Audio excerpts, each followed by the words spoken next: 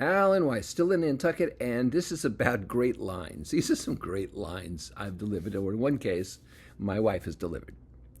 For example, I got into a fight with a woman, an argument with a woman on the internet who was complaining about something, buying something from my site.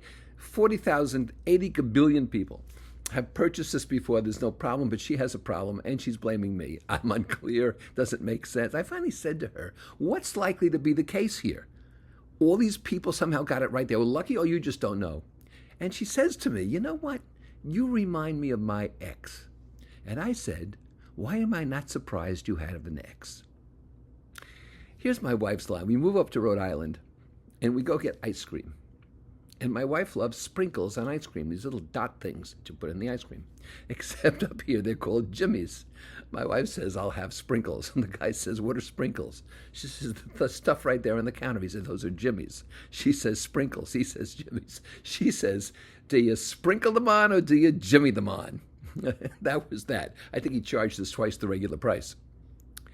I had an assignment to try to help a utility company understand why they were suddenly getting complaints in their service operation, their call center. And I said, has anything changed? They said, nothing's changed. I said, nothing at all. They said, no. But take a look at it. I said, okay. So I started to go upstairs. I said, oh, it's no longer upstairs. Nothing's changed, right? I said, where is it? They said, we moved it across the street into the basement. I walk down there, and the whole thing is red. The walls are red, the carpets are red, the drapes are red, everything's red. Because why? Because the utility company had extra red paint. So these people would walk in furious, infuriated, staring at red all day. I went back to the executives, and I said, paint it. They said, what? I said, just paint it, any color, blue, tan, I don't care, solve your problems. And it did. One more story like that. I go to the big airfield in the Philippines. The Air Force sends me over. I think is it Clark or Hickam? I'm not sure. I'm too lazy to look it up. It's one of the two. The other's in Hawaii. I had to go to both. But I'm in the Philippines. And they have a foreign object damage problem. It's called FOD, F-O-D. And the colonel who's running this base says, why would they send a consultant with no military experience to help us with FOD? I said, I don't know, but your boss sent me and I'm here. I might as well do something. And he says, well, okay. He says, we're getting these foreign objects into the jet engines. He says, we have to take them apart. It's very expensive. Or they burn out. Or we have troubles. It's dangerous in flight.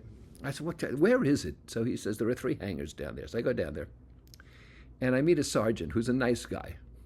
And he's wandering around. He's got a broom. And every once in a while, he kicks something. I said, what are you doing? He says, well, I've got to police the place, he says. And look what's on the floor. These guys, he said, nuts, bolts, all kinds of. I said, wait a minute. These roll over all 3 hangars? He said, yeah, we're constantly cleaning. I said, can they cause FOD? He said, well, of course they can. I went back up to the colonel. I said, I have good news and good news. He said, what's that? I said, well, I solved your problem.